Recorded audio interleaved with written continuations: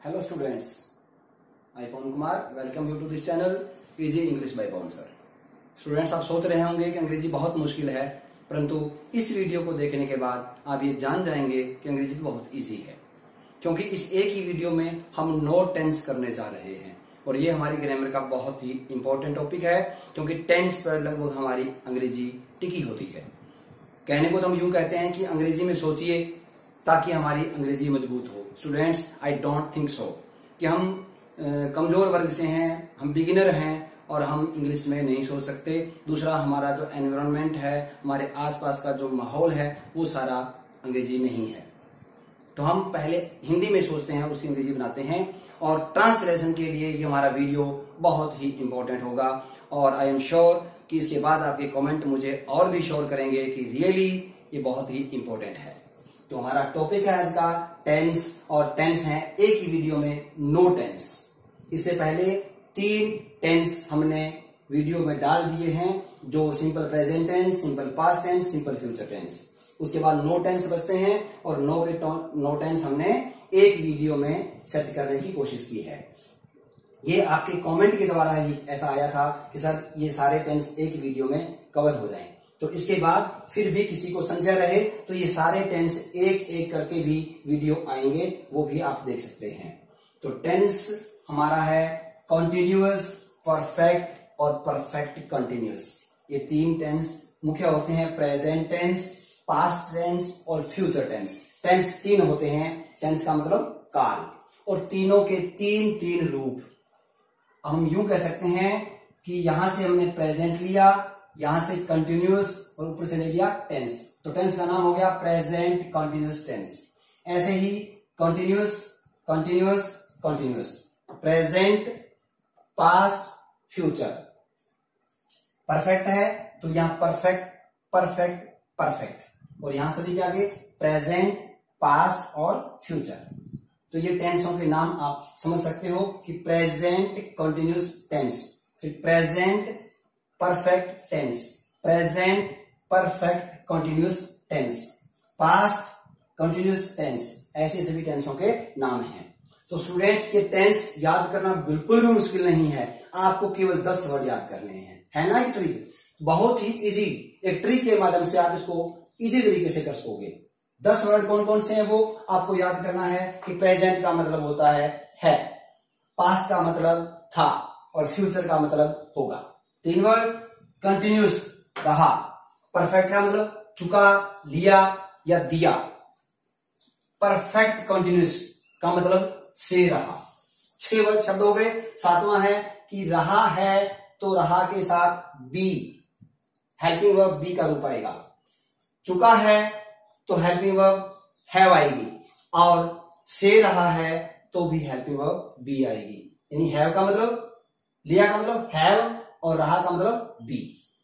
8 और 2 रह गए कि बी का मतलब है फर्स्ट फॉर्म के साथ आईएनजी, और हैव का मतलब है वी के साथ थर्ड, V3, यानी वर्ब का थर्ड फॉर्म, जिसको हम पास्ट पार्टिसिपल भी कहते हैं। इस वीडियो को समझने के लिए हमारे 2 या 3 वीडियो और इंपॉर्टेंट है, जिनमें से एक तो है वर्ब पर, verb, helping verbs and main verb, वो वीडियो देखें। एक हमारा टॉपिक रहेगा प्रोनाउंस, प्रोनाउंस इन सर्वनाम, वो हमारा वीडियो आप देखें। और एक है स्ट्रक्चर ऑफ ए सेंटेंस, एक वाक्य का ढांचा कैसा होता है, उस पर भी इससे पहले वाला वीडियो डाला है। ये 3 वीडियो अगर देखकर आप उसके बाद ये वीडियो देखेंगे तो आपको टेंस चुटकी में याद हो जाएंगे।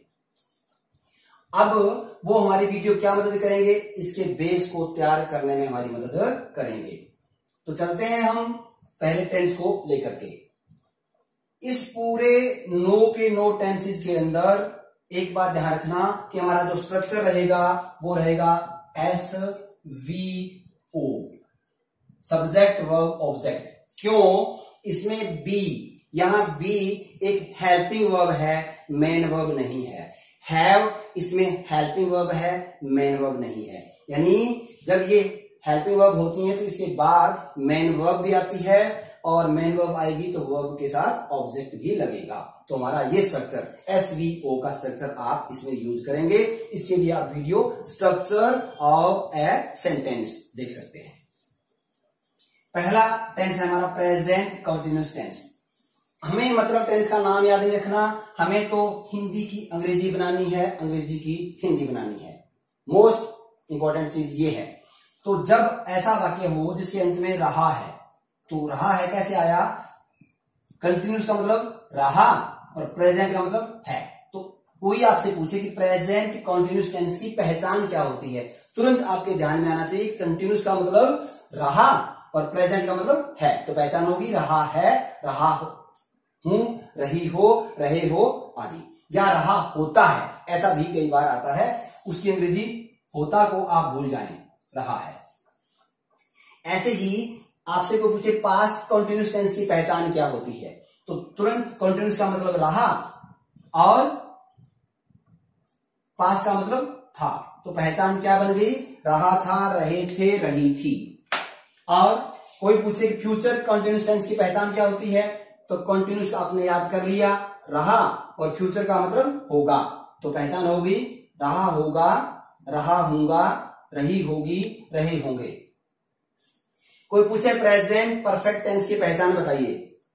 परफेक्ट का मतलब क्या याद किया आपने? चुका। और प्रेजेंट का मतलब है, ये पीछे लिखना है आपको। चुका है, चुका हूं, चुकी है, चुकी हूं, चुके हो, लिया है, लिए हैं, ली है, दिया है, दिए हैं, दी है। इस प्रकार से इसकी पहचान होती है।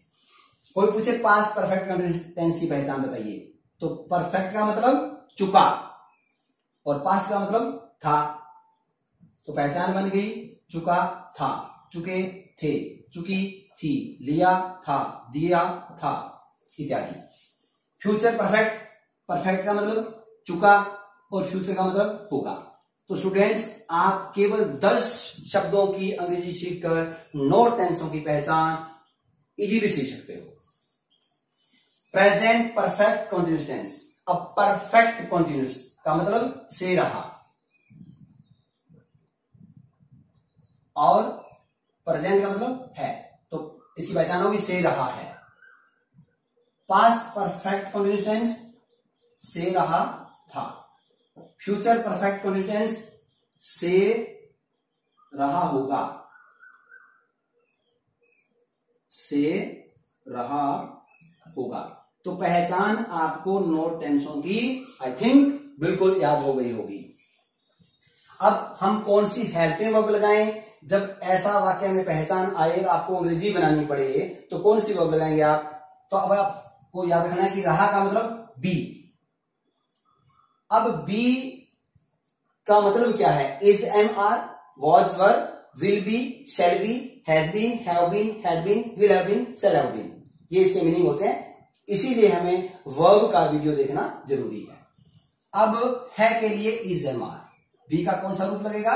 इज या एम या आर। यानी आई है तो एम लगेगा, ही, सी, इट है तो इज लगेगा, वी, यू, दे और कोई बहुवचन है तो आर लगेगा।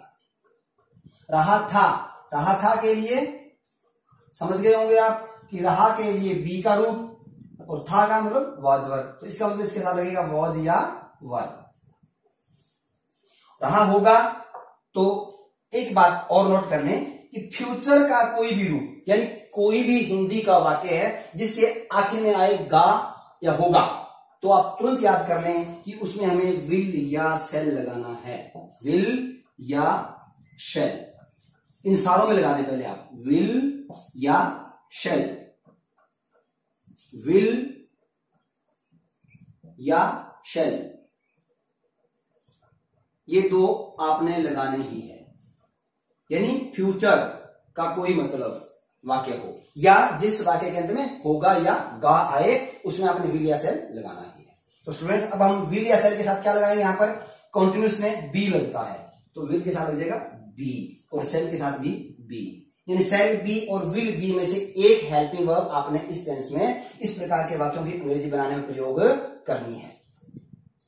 तो शेल बी या विल बी। यहां इतना भी याद कर लें कि आई के साथ भी शेल लगता है और वी के साथ भी शेल लगता है, बाकी कोई भी सब्जेक्ट हो विल लगेगा। अब हम चलते हैं परफेक्ट पे। परफेक्ट का मतलब चुका। चुका आ जाए तो चुका का मतलब आपने क्या याद किया था? हैव। रहा का मतलब आपने क्या याद किया था? बी। तो चुका का हैव है तो यहां पर साइक्लियर लगेगी हैज या हैव। चुका था, तो चुका के लिए हैव का ही रूप है, परंतु यहां लग जाएगा हैड। अब चुका होगा, कोई वाक्य है चुका होगा, अंग्रेजी बनानी है, होगा आते आपने क्या लगाना है, विल शैल, परंतु चुका आ गया तो चुका के लिए बताया है कि हैव होता है, तो विल के साथ लगा देंगे हैव। विल हैव या शैल हैव, यानी ये दो शब्द हैं, हेल्पिंग वर्ब एक का ही काम करेंगे। अब हम लेते हैं प्रेजेंट परफेक्ट कंटीन्यूअस टेंस। इसमें कौन सी हेल्पिंग वर्ब लगाएंगे? आपको पता है कि रहा है, रहा के लिए बी, रहा का मतलब बी है, तो यहां बी में इज हम यहां लगा दिए, तो यहां लगाएंगे हम बी, तो लगाना ही लगाना है, परंतु ये परफेक्ट है, परफेक्ट का मतलब है चुका, और चुका का मतलब हैव, तो यहां हैव का रूप लगता है हैज, हैज लग गया, और बी का रूप लग गया बीन, यानी हैज बीन और हैव बीन। से रहा था, तो इसमें हैव का रूप हैड लगेगा, क्यों? क्योंकि इस टेंस में परफेक्ट होता है। और रहा के लिए बी का रूप बीन, हैड बीन। से रहा होगा, होगा के लिए विल शैल तो लगा ही दिया। अब से रहा होगा तो इसमें परफेक्ट भी है, परफेक्ट के लिए हैव लगाना है, तो शैल हैव और विल हैव। तो उसके बाद क्या है, परफेक्ट के बाद कॉन्टिन्यूस भी है, तो बी का रूप भी लगाना पड़ेगा, वो हो जाएगा बीन। तो इसका मतलब इसमें 3 शब्दों वाली साइक्लिया बनेगी, शैल हैव बीन और विल हैव बीन। अब मैं समझता हूं कि आपको पहचान और हेल्पिंग वर्ब क्लियर हो गई होगी। अब हम लेते हैं, एक चीज हमें और चाहिएगी जब वाक्य की अंग्रेजी बनाएंगे कि वर्ब का कौन सा फॉर्म लगाएं, कि पहली फॉर्म लगाएं, दूसरी फॉर्म लगाएं, तीसरी फॉर्म लगाएं, चौथी फॉर्म लगाएं, यानी simple present, simple past, past participle या प्रेजेंट पार्टिसिपल। तो चक्कर में पड़ने की जरूरत नहीं है, आपने क्या ध्यान करना है, रहा, किसी भी वाक्य की अंग्रेजी बना रहे हो, रहा शब्द उसमें है, तो रहा का मतलब बी है, और बी का मतलब है आईएनजी। तो यहां लिखने की जरूरत ही नहीं है कि बी का कोई भी रूप जिसमें लगा हुआ है उसके साथ फर्स्ट फॉर्म और आईएनजी, इन तीनों में ये यूज होगी। इन सभी में चुका शब्द आया हुआ है, चुका आ गया तो चुका का मतलब हैव हमने याद किया था, और हैव का मतलब हमने याद किया विथ ही, इसका मतलब इसमें वर्ब की थर्ड फॉर्म लगानी है। इसमें से रहा है, से रहा था, से रहा होगा, से रहा है तो से रहा का मतलब बी, यानी has been, have been, had been, will have been, shall have been, तो वर्ब बी का मतलब आईएनजी, इसमें भी पहली फॉर्म के साथ आईएनजी का प्रयोग होगा।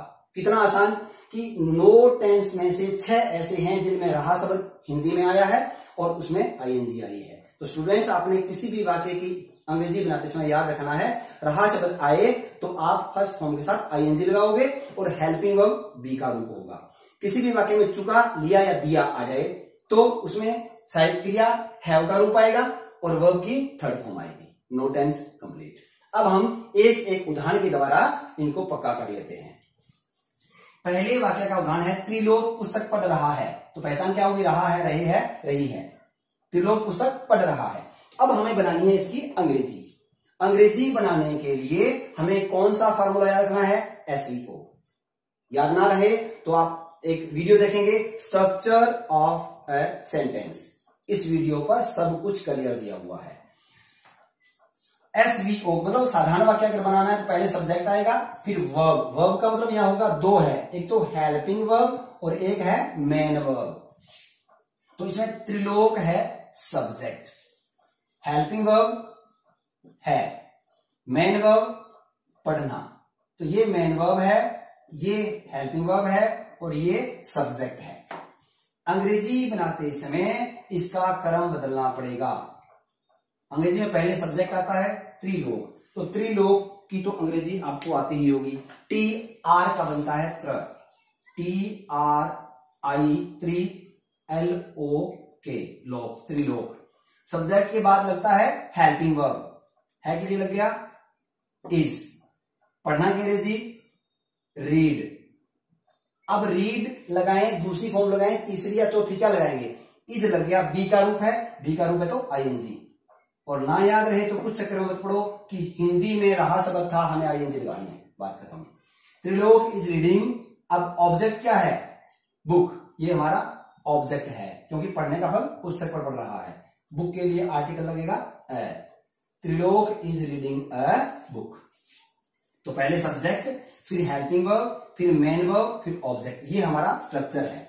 तो ऐसे ही आप इसमें कितने वाक्य बना सकते हो? 6 वाक्य बना सकते हो। नहीं वाला वाक्य कैसे बनेगा? Trilok is not reading a book. ये भी आपको structure of a sentence video अच्छी प्रकार से समझा देगा। क्या त्रिलोक पुस्तक पढ़ रहा है? क्या लगाना हो तो इज पहले लगाएंगे। Is Trilok reading a book, पीछे लगेगा प्रश्नवाचक चिन्ह। त्रिलोक पुस्तक क्यों पढ़ रहा है? तो पहले वाई लगेगा, फिर इज लगेगा। Why is Trilok reading a book. तो स्टूडेंट्स, आप किसी वाक्य को रट्टा ना लगाएं। आप याद करें कि रहा शब्द है तो उसमें आईएनजी लगेगी, है के लिए इजएमआर लगेगा, और पहले सब्जेक्ट और लास्ट में ऑब्जेक्ट। कोई भी वाक्य आ जाए, आपने घबराना नहीं है। अब वाक्य एक है, किसान अपने खेतों को जा रहे होते हैं। यानी मैंने कहा था भी रहा है या रहा होता है, दोनों ही प्रेजेंट कंटिन्यूस होते हैं। रहा से बताते ही कंटिन्यूस, इसको आप सिंपल प्रेजेंट मत मान लेना। यानी इसका मतलब हुआ किसान अपने खेतों को जा रहे हैं। किसान की अंग्रेजी क्या होती है? फार्मर्स। फार्मर्स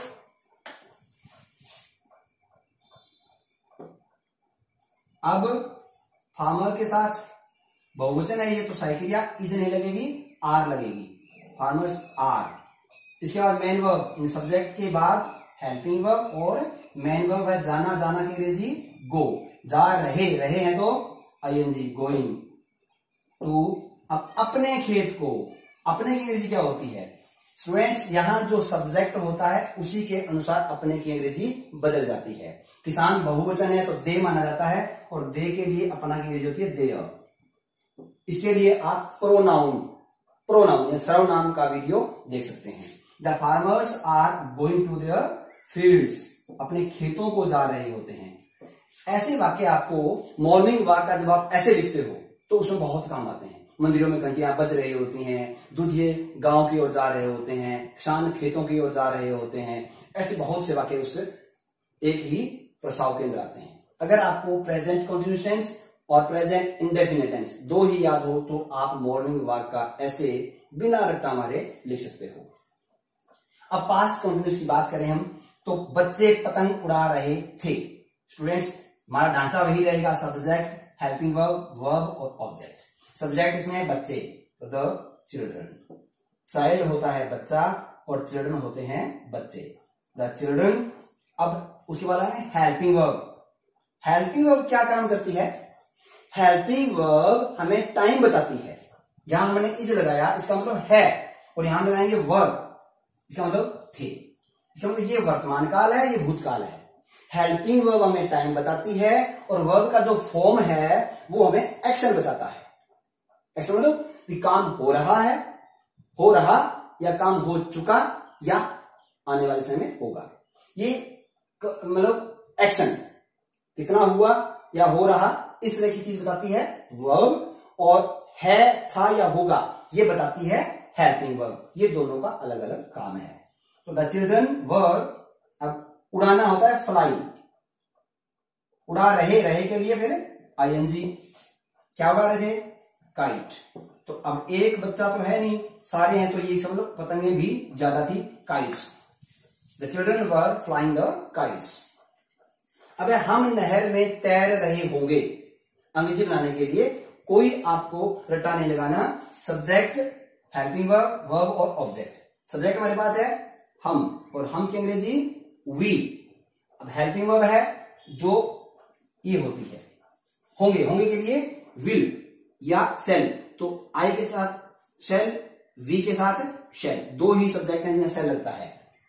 साथ क्या लगाना है? रहे के लिए बी, यानी शेल बी और will be, we shall be. अब वर्ब हमारे पास है तैरना। तैरना अंग्रेजी क्या होती है? स्विम। अब तैर रहे हैं तो आईएनजी लगाने से पहले एम को डबल कर देंगे, SWIMMING। We shall be swimming in the canal. नहर को CANAL कैनाल बोलते हैं। We shall be swimming in the canal.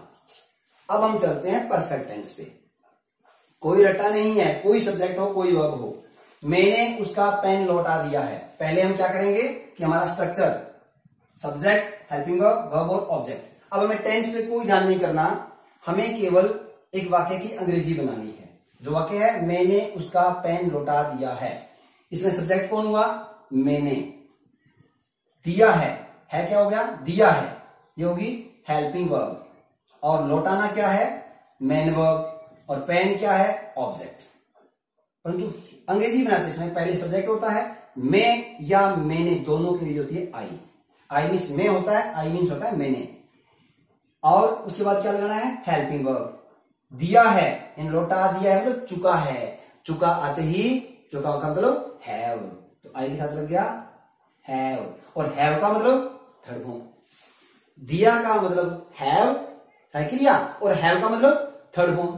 तो याद रहेगा ना आपको, आई हैव रिटर्न। रिटर्न होता है लौटाना, तो थर्ड फॉर्म होगी रिटर्न। उसका पेन। अब वो लड़का भी हो सकता है, लड़की भी हो सकती है। अगर हम लड़की की बात कर रहे हैं तो हर पेन, और लड़के की बात कर रहे हैं तो his pen. I have return her pen या I have return his pen. अब यहां मैंने की बजाय मोहन हो जाए, लौटाने की बजाय लेना हो जाए, देना हो जाए, बेचना हो जाए, खरीदना हो जाए, तो कोई फर्क नहीं पड़ता। सज्जन अपना काम पूरा कर चुका था, इस वाक्य की हमें अंग्रेजी बनानी है। तो हमें क्या करना है? सज्जन सब्जेक्ट है, पहले सब्जेक्ट आएगा सज्जन। अब हमें लगानी होती है हेल्पिंग वर्ब। वाक्य का स्ट्रक्चर याद रखें, भी पहले सब्जेक्ट फिर हेल्पिंग वर्ब। हेल्पिंग वर्ब जब भी लगानी हो किसी भी वाक्य में, आप तुरंत पीछे देखेंगे चुका था, चुका था, चुका आते क्या आ गया आपको? हैज। परंतु हैव का रूप आएगा। चुका था है तो लगेगा हैड, चुका है तो हैज या हैव, चुका होगा तो विल हैव या शैल हैव। तो सज्जन हैड।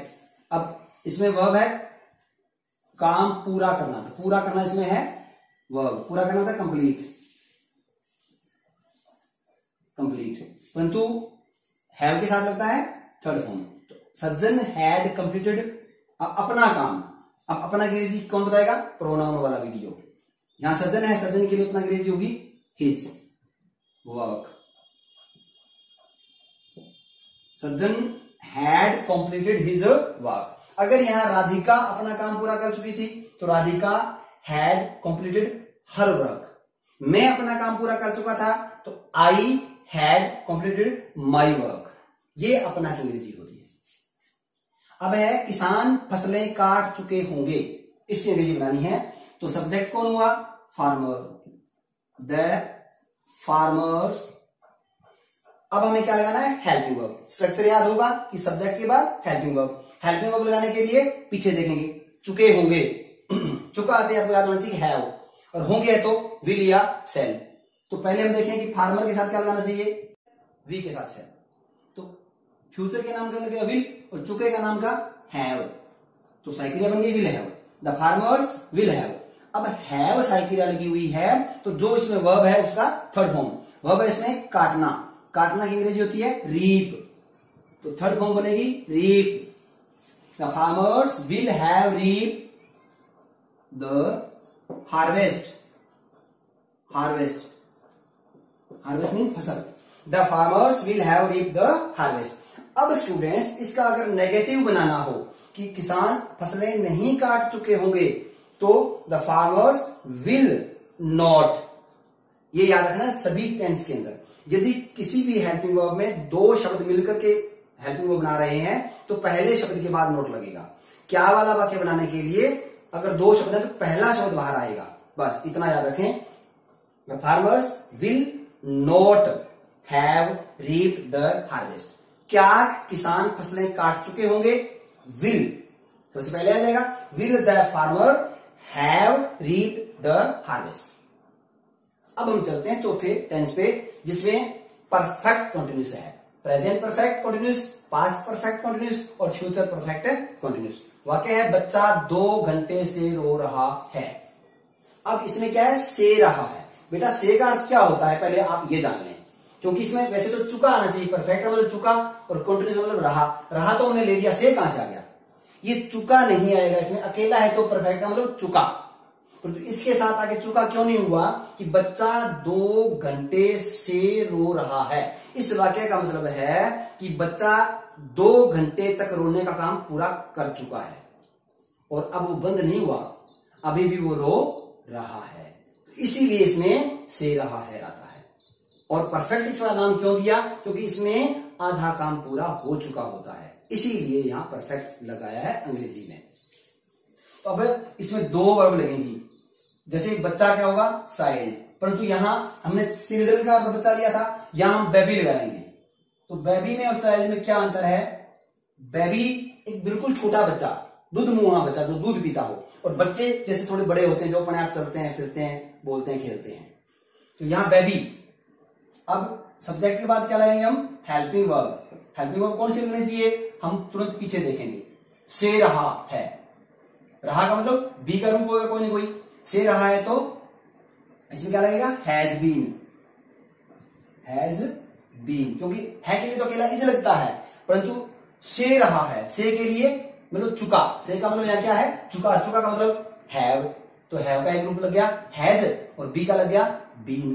तो इसमें 2 हेल्पिंग वर्ब है, एक तो परफेक्ट का काम कर रही है हैज, और कंटिन्यूटी का काम कर रही है बीन। बी का रूप भी आ गया और हैव का रूप भी आ गया, बेबी हैज बीन। अब इसमें काम कौन सा है, वर्ब कौन सी है, रोना। रोना की अंग्रेजी वीप। अब वीप का कौन सा फॉर्म लगाएंगे ये जरूर याद रखना है, फॉर्म लगाएंगे हेल्पिंग वर्ब को देखकर। बी का रूप है लास्ट में, लास्ट वाला चलेगा, तो बी के लिए आईएनजी, तो weeping. Baby has been weeping. अब यहां एक इंपॉर्टेंट चीज रह गई कि इन तीनों टेंसेस के अंदर से शब्द आएगा, से।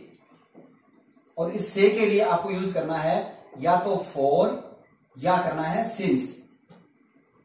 फॉर लगेगा फॉर पीरियड ऑफ टाइम, यानी अनिश्चित समय, यानी जिस समय की बात हो रही है, यदि वो अनिश्चित हो तो फॉर लगेगा, और यदि वो निश्चित हो तो सिंस लगेगा। अब आप घबरा गए होंगे कि तो बड़ा मुश्किल हो गया, निश्चित क्या होता है, अनिश्चित क्या होता है, बड़ा इजी है। इसमें 2 घंटे कहा है, तो 2 घंटा कौन सा, कोई निश्चित नहीं है, 2 बजे से 4 बजे, 4 बजे से 6 बजे, कुछ नहीं है, तो फॉर लगेगा। बच्चा 2 बजे से रो रहा है, ये भी निश्चित नहीं है, क्योंकि 24 घंटे में 2 बार 2 बजते हैं, एक रात को भी बजते हैं, एक दिन में भी बजते हैं, तो ये भी फॉर लगेगा। और बच्चा सुबह से रो रहा है, 24 घंटे में 1 बार ही सुबह होती है, इसलिए सिंस मॉर्निंग।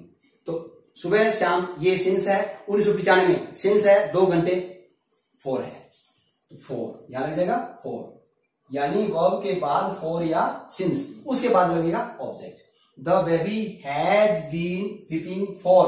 अब आगे कोई ऑब्जेक्ट नहीं है, 2 घंटे से। 2 घंटे का मतलब है 2 R, HOURS, hours. Baby has been weeping for 2 hours. बच्चा 2 घंटे से रो रहा था, और बच्चा 2 घंटे से रो रहा होगा। मैंने एक ही सब्जेक्ट लिया है, एक ही वर्ब ली है, ये बताने के लिए कि इसमें हेल्पिंग वर्ब क्या काम करती है। इन सारों में वर्ब एक है, सब्जेक्ट एक है, तो हिंदी बन गई रो रहा है, रो रहा था, रो रहा होगा। ये काम कौन करेगा, हेल्पिंग वर्ब। हमें केवल यहां पर इसको चेंज करना है, इसकी अंग्रेजी माने के केवल हमें इसको चेंज करना है। बेबी, अभी इसमें आ जाएगा बेबी हैड बीन, उसमें था बेबी हैज बीन, इसमें आ जाएगा बेबी हैड बीन, क्योंकि रो रहा था, रो रहा था, तो से रहा था ना, यहां से आ गया। से का मतलब हैव का रूप, और रहा का मतलब बी का रूप।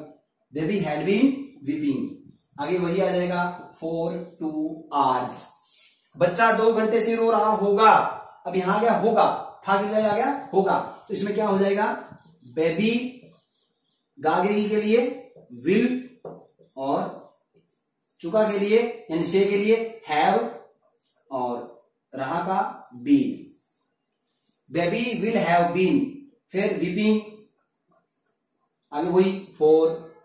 अब यहां आप देख रहे होंगे मैंने 2 बार कहा है कि फॉर से के लिए फॉर लगाएं, यहां कह रहा हूं से के लिए हैव लगाएं, तो घबराएं नहीं, ये से का अर्थ है फॉर या सिंस। तो यहां मैं से के लिए क्यों कह रहा हूं, से का मतलब है चुका, क्योंकि 2 घंटे वो काम पूरा कर चुका है रोने का, तो चुका के लिए यहां लगेगा हैव का रूप। तो बड़ा इजी, एक बार हम दोहरा लें कि अगर वाक्य में कहीं भी रहा शब्द है तो अंग्रेजी में आते समय बी, और बी का मतलब आईएनजी। यदि वाक्य में चुका शब्द है तो चुका का मतलब हैव, और हैव का मतलब V3। यदि वाक्य में कहीं भी से रहा, 2 घंटे से, सुबह से, 1995 से, उसका मतलब से रहा। से रहा का मतलब, से का मतलब हैव और रहा का मतलब बी, तो उसमें हैज हैव का भी एक रूप लगेगा और बी का रूप भी लगेगा, और बी का मतलब आईएनजी। और से के लिए फॉर या सिंस भी हमने प्रयोग करना है। अब रहा है का मतलब इज एम आर, बी का रूप कौन सा लगेगा, इज एम आर वाला। से रहा था तो बी का रूप वाज वर वाला। से रहा होगा तो विल बी या सेल बी। से चुका है के लिए हैव का रूप कौन सा लगेगा, हैज या हैव। चुका था के लिए हैड। चुका होगा के लिए will have, shall have, will have, shall have. तो इस प्रकार से आपको ये पूरे 9 टेंस आज याद हो गए होंगे। आप कमेंट में जरूर बताइएगा। स्टूडेंट्स, ये टेंस करने के बाद आपकी अंग्रेजी में मजबूत बिल्कुल जो है ना पक्की हो जाएगी, पकड़ आपकी मजबूत हो जाएगी। ये टेंस हम आपको बाद में पैसिव वॉइस में भी करवाएंगे। तो आज का ये टॉपिक आपके लिए बहुत इंपॉर्टेंट साबित होगा। इसी आशा के साथ धन्यवाद।